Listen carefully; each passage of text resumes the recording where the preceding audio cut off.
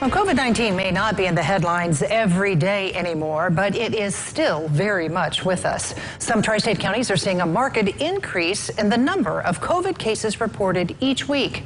Now, to get a better understanding of how this affects us, we are joined by Dr. Brad Shoy, Deaconess Chief Medical Officer. Thanks so much for joining us, Dr. Shoy. What are you seeing in the number of COVID cases at Deaconess clinics around the tri-state? Yeah, thanks for having me, Shelley. We are, as you said, seeing an increase here in Vanderburgh, Warwick County, and southwestern Indiana.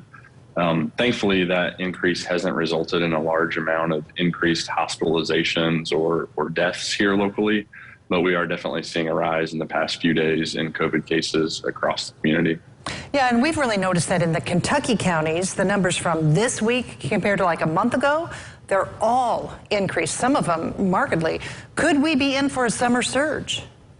I think it's definitely possible. It's really hard to predict exactly the future, but we've definitely been on this roller coaster before with COVID, and right now we're on the rise, and exactly how far up it'll go is to be determined. But this virus is going to keep evolving and keep circulating around the community, and right now we're definitely on the uptick. Yeah, it is definitely still out there. And you know, with at-home testing, some are saying that keeps the numbers that are reported not really as realistic, as it once was. Could those numbers really be higher because of that problem?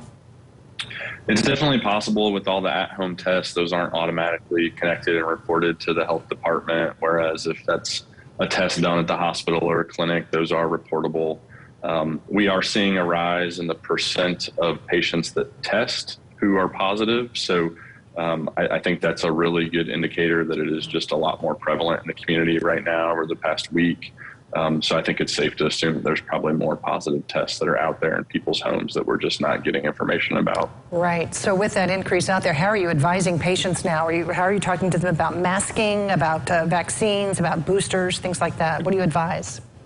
It's really, anytime we're seeing a rise, I think that's a good reminder of really the best ways that you can take action to protect yourself is get vaccinated if you have not been vaccinated. If you are eligible for a booster, get a booster.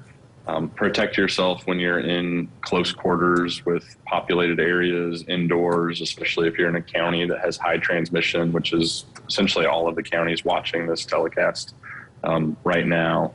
Obviously washing your hands, but really the biggest message for people to hear, if you haven't been vaccinated already, please get vaccinated. And that's the best thing you can do to protect yourself. And even if you were to get COVID after being vaccinated, which we know is possible, the severity of disease is so much lower. You're just putting yourself in a much safer position and protecting those around you as well. I think we've all gotten kind of, I don't know if tired is the right word or not, of dealing with this and the messaging and everything, but remind us again about the serious concern of COVID. Is it still as serious as it once was during the height of the pandemic? Is there, still concern about needing to be hospitalized? And is there still a concern of people dying from COVID? So it's definitely still happening. There are definitely patients still being hospitalized and dying from COVID. Those that are elderly, those that have other chronic conditions, those that are immunocompromised with other medical conditions, those are patients that are at highest risk, and those are the ones that need to be protected most. Younger, healthier patients are at less risk, but everyone has some risk. So in summary, we're seeing a less severe disease, but it is still highly transmissible, and there is still risk for hospitalization and death. And the good news is that we know the vaccines are very safe with millions of patients receiving them, and getting that vaccine is the best way that you can take action to help prevent your risk of being a hospitalization or a death from COVID unnecessarily. Well, the vaccines for children as young as 6 months just approved a few weeks ago, but we've heard that there's parents that are concerned about getting their kids that COVID shot. What are you seeing? Are you seeing kids in this young age group getting vaccinated? We are, and the data looks very promising for that age group. Again, just the more that get vaccinated, the more data we have on the safety of it. And really, historically, this is one of the most data-driven vaccines that we have, with such a large population getting it so quickly. And we just see more and more safety data from that. We're also seeing some additional treatments become more available.